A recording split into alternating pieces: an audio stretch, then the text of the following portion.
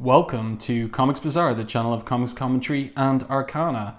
This video features X-Men Volume 2, number 29, cover dated February 1994. So the cover caption here, Return to Hellfire, the image by Andy Kubert and Matthew Ryan, featuring Psylocke, Archangel, and as it turns out, the spade here is a clue that this is the current Black King of the Hellfire Club, Shinobi Shaw.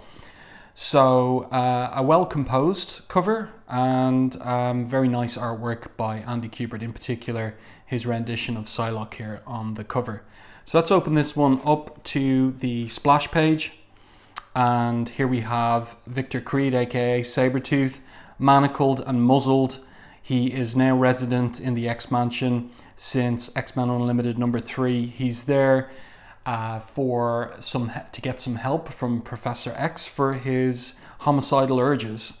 So he's ready here for what? Great image of Sabretooth by Kubert, filling up the page and really showing how massive and muscled he is. What a physical threat the man is. So let's open up to what turns out to be a mostly double page spread of Psylocke swinging into action against Sabretooth as he dodges the swing of her katana blade.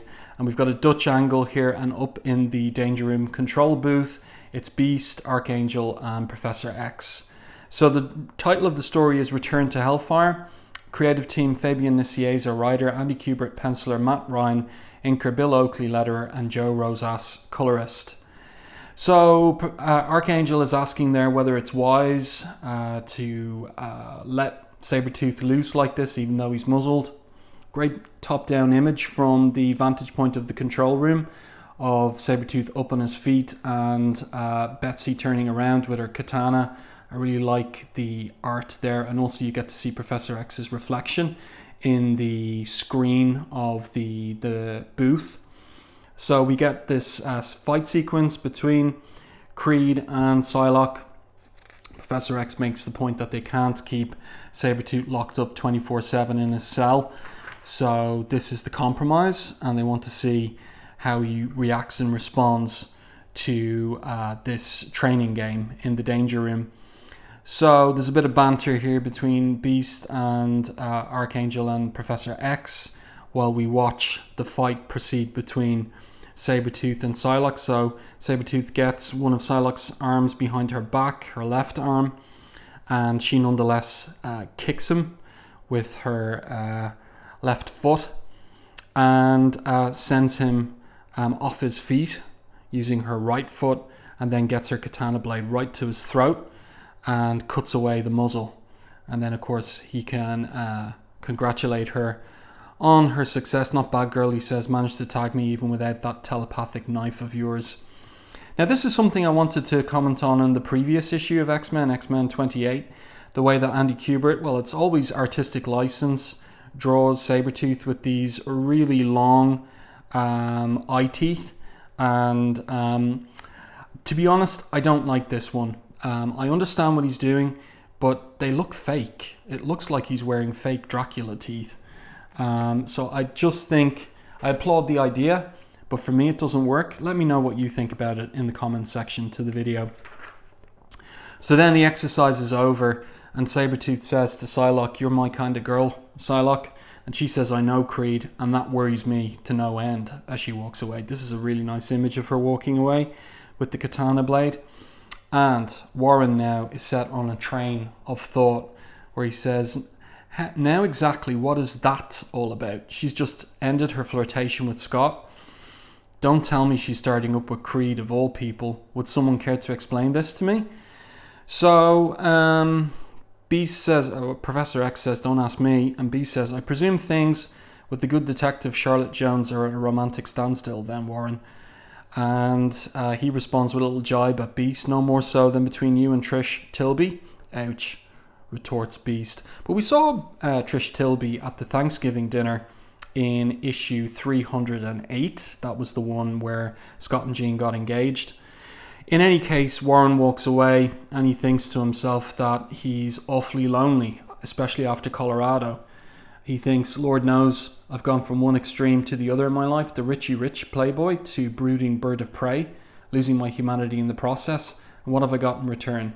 Just when I thought I was getting my act together, all of it got churned up again when Jean and I encountered that Biosentinel patterned after Candy Southern, the first woman I ever really loved.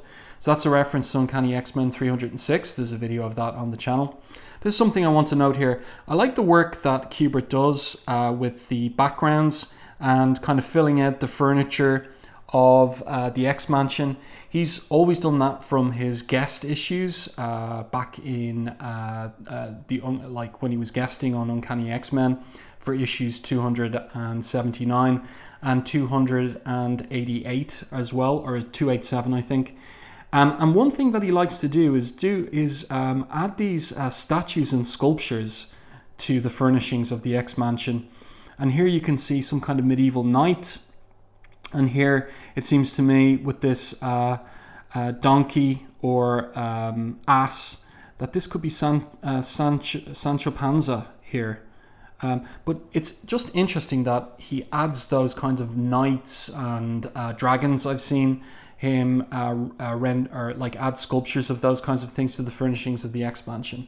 So thoughtful on his part, and maybe he's having a little bit of fun himself. But going that extra distance. And then Warren's looking out from the window there at the bay window at Jean directing these workers in the garden who are setting up a pavilion for the upcoming wedding, which will be shown in the very next issue of X-Men. That's X-Men number 30. And then he continues with his brooding and thoughts. He says, I know I've gone a long way toward losing the darkness that was eating me up inside after Apocalypse turned me into this Archangel. But that doesn't mean I found any light to replace it with. So he looks pretty grim there. But then, in the next page, we have the arrival of Jubilee, who is that spirit of youthful vitality in the X-Mansion. And she comes with her jolly spirit and also the mail. And there's something for Warren. And she says of this kind of fancy envelope, smells kind of perfumey, nifty in a Liberace kind of way. Nothing from Wolverine though, so she's not sure whether he's going to make it to the wedding or not. We'll see in the next issue whether he does. And I like this where she's got a little joke about Iceman. Hey, Drake, time to be master of your domain, because there's something from National Geographic, Naked Pygmies, for him, master of your domain, a Seinfeld joke. I won't go into details what the joke is about, but you can look it up for yourself. And so she heads away and Warren opens his post, and it turns out to be an invitation actually from the Hellfire Club for their annual gala, signed by, of all people, Shinobi Shaw. And just at this moment, Psylocke arrives from the danger room, tailing off in this very fetching workout outfit. She's changed out of her uniform or her regular costume into this, a little bit revealing, even as Warren's been feeling romantically abandoned. So this can't help but appeal to him. And indeed, as we'll see throughout this, well, it'll turn out that this issue does mark something of the beginning of a relationship between Psylocke and Archangel. But Psylocke reveals that she's a member of the Hellfire Club. She says, I'm still a member, I imagine, since membership passes on to the heirs of a person's estate. If I remember the club's charter correctly, because her father was a member. And Warren confirms, you do, which means I'm one too, but not by any choice of my own. Seems you could say that about a lot of things in my life. And then Psylocke interrupts him. Now, Warren, let's not go off into any Hamlet-like soliloquies.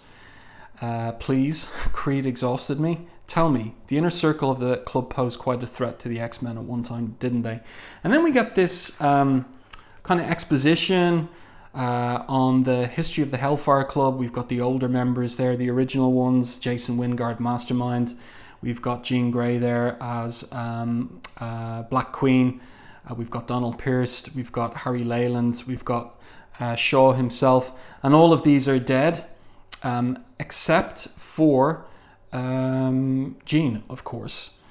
And it's interesting because one would think, and let me know what you think about this in the comments to the video, that Psylocke, although she wasn't present for any of those engagements with the Hellfire Club, that she would have asked or learned about the Hellfire Club from her time on the team, in particular with members of the team such as Colossus and also Wolverine when she was in Australia, that she would have learned about the Hellfire Club from them. But of course, this is a way for readers who started with X-Men #1 to get caught up, or even who came on board more recently to get caught up on the history of the club. So Warren's there thinking about things. He talks about how young Mr. Shaw is a membership of those upstarts that we learned about. So the upstarts have been a feature of the X-Men books for the last couple of years. And he continues, from what we've gathered, the upstarts are like a billionaire boys club of rich, spoiled young mutants who have nothing better to do with their time or power than vent their anger in petty, dangerous displays of their mutant abilities. Why would they express any interest in me, he wonders. Now, Shinobi Shaw is like one of the last ones around, along with Sienna Blaze and Graydon Creed, because Trevor Fitzroy is locked up and Fabian Cortez by this point is dead. So Psylocke says to Archangel, come now, Warren, you're prime recruiting material. And then he gets the point, right, I'll go tell the professor about this and I'll look for something appropriate to wear, she says, as she goes to her room. And then the scene switches to the Manhattan brownstone of the Hellfire Club on 5th Avenue. And we have the arrival of all these stretched limousines and guests. And we've got Warren emerging from the car, obviously with his imaging juicer on, so as to render his blue skin more normal coloured. And we've Beast there as the chauffeur driving the limousine. And he basically says that, or Psylocke says to him that she'll alert him telepathically at the first sign of trouble. And they have a little moment there where Hank insists on calling her Betsy despite the whole business with Revanche, and she's pleased about that. So, and she's also looking forward to how things are never what they seem at the Hellfire Club. For her, that's exciting in prospect. So then she emerges from the limousine, and this is the outfit, the evening dress that Andy Kubert has designed for her. So pretty striking outfit, eye-catching. And then they enter the club, and she's impressed by the crowd and the glitz. She says to Archangel, the club in London is far more reserved than this, Warren. And he says, chalk it up to New York glitz. So then there's an interesting little moment here where they run into this character who is, do we get his name here? Does he introduce himself? No, it's this other chap mentions his name, Mr. Taylor, if you will. Excuses, please. So this is Dwayne Taylor, Night Thrasher from the New Warriors. So another Fabian Nicieza penned Marvel comic. And this guy here is Ronald Parvenu, and he is from the pages of Wolverine. He's in Wolverine comics, the current benefactor of Lady Deathstrike. So that's why, or who he is. And you know, it would have been useful, I say this a lot, to have a footnote from Bob Harris pointing out who these people are, maybe promoting the comics they appear in, but instead it's just left mysterious for us, the readers. And then Psylocke and Warren are greeted by Tessa, who was Sebastian Shaw's telepathic aide and is now the aide of Shinobi Shaw, as it turns out. So Warren, I love this panel here where they're walking into a quieter room away from the party, and Warren says to Tessa, I suppose I should extend my belated condolences on Sebastian's death. And she says, thank you. I know you and Mr. Shaw were not the best of friends. That's understating it. Now, if you'd come with me, I'd like to do this in private, you understand? And then she zaps them telepathically. And it's a surprise in some ways that Psylocke wasn't prepared for that, or didn't have a psychic defense for this attack. But in any case, we need it for the story. And then they wake up in the basement of the Hellfire Club brownstone, and that is where the high table is set up for the white and black kings and queens of the inner circle, the Lords Cardinal. And who is there to greet them with wine and glasses except for Shinobi Shaw? And he says, "Warren, my apologies to you and your enchanting date on my brusque approach. But if you and I are going to be allowed to see all the treasures buried beneath this great mansion, after I always tried to conspire you to do so when we were children, don't you think it simply had to be done, while dressed in so decadent and appropriate a manner?" So these were childhood friends, it turns out. Both of their fathers, members of the club. And Warren says, "I hated this place, and as I recall, so did a little boy who tagged along behind me, named Shinobi." So we'll learn a little bit about Shinobi Shaw's past in this issue as well, as it turns out. And Shaw says as he kisses Psylocke's hand, "I've learned as I've grown older to enjoy the pleasures our status accords us." And he's always been represented as a hedonist. "And Ms. Braddock, my sincerest regrets over your recent," and he poses difficulties with the Eastern Jugoku cartel. And he was there in Tokyo at the time, so he knows all about it. So he pours wine into the glasses and he reveals what it is that he wants from Archangel. He wants Warren to be his White King. And then we see reflected in the glass images from the past of their time at the Hellfire Club. And I love the way that these drawings are inked by Matt Ryan here. They give a sense of black and white photograph. So it's our time now, says Shinobi Shaw, our opportunity to become what we were born and bred to be, heirs to the power this club represents, as well as all the perks and privileges that go along with it. Don't deny your interest, Warren, he says, for I've seen the spark, the fire in you ever since we were children, the eye of the eagle. My father never saw it in your dad, but he saw it in you. And since I was such a disappointment to him, dear old food for worms, Sebastian, never failed to tell me that. And Warren counters, and how many ways did he punish you for that, Shinobi? Is the kid who cried one time telling me what a monster his father was, now saying he wants to be just like him? So we get this debate that goes on between the pair of them regarding whether they'll follow in their father's footsteps throughout the remainder of the issue.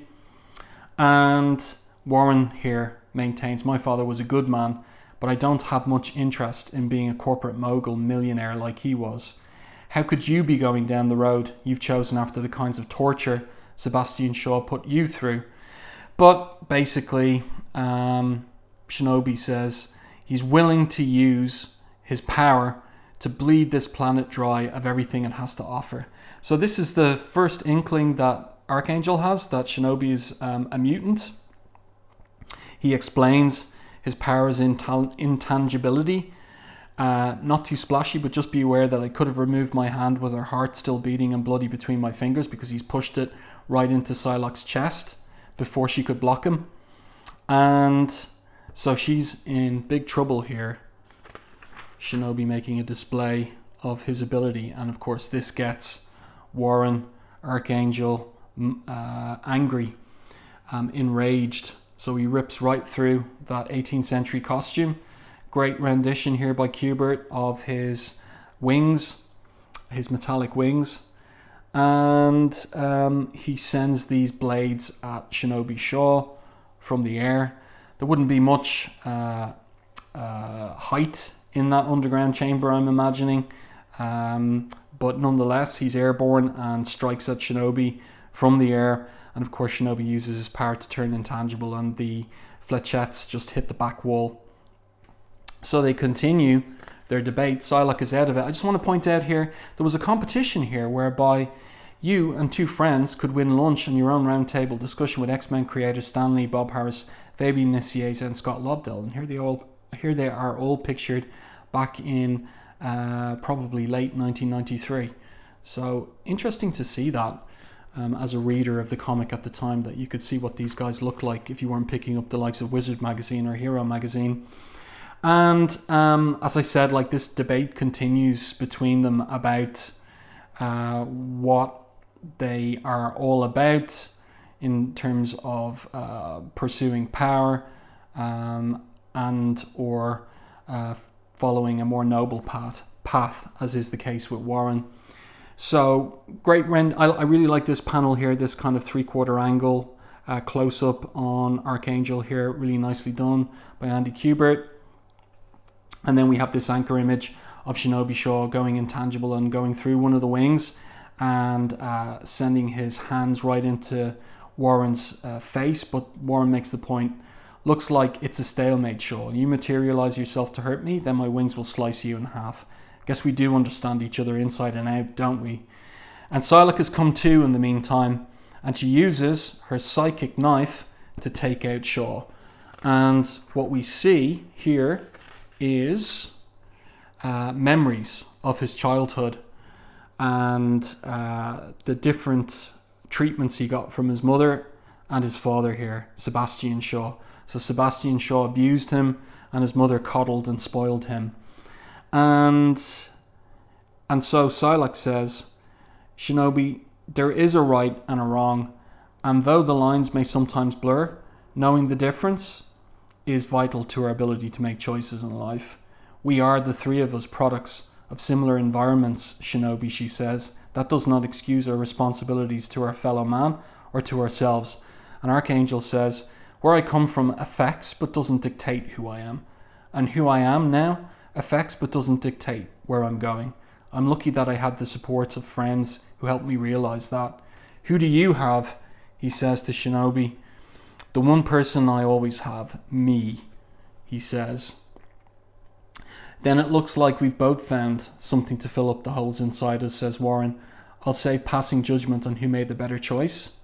And Shinobi says, I don't need or want your pity. Good, says Warren. I don't have any left to give. I used all of mine up a long time ago on myself. And then the narrative captions conclude as Shinobi Shaw looks broken, crumpled and seated on the ground, defeated. For years he scampered about the halls of this mansion, always wanting to know what his father did in the basement below, always thinking that, since he could never find it anywhere else, the key to happiness had to be down there. Then he grew up, he opened the door, he walked the halls of the inner circle, the halls of power. But all Shinobi has found is a room that is as cold, as barren, and as empty as he is. Okay, so what a downbeat ending for Shinobi Shaw. No points for him in the Upstarts game. And then we get this invitation to next month's wedding. And now for something a little more uplifting. In 30 days, you are cordially invited to the wedding of Scott Summers and Jean Grey. Bring a gift of happiness, it says. So, the letters page here dealing with X-Men 25 and 26. Statement of ownership here. And we have the information that the greatest number of copies of the comic printed in any one month in the previous 12 was 900,000, let's call it. And the actual number of copies of a single issue nearest to the filing date, 750,000, so 750,000. So big numbers still in early 1994 for the X-Books. X-Men doing better than Uncanny X-Men at this point, sales-wise. And a little preview of the cover of the upcoming X-Men number 30, The Wedding issue.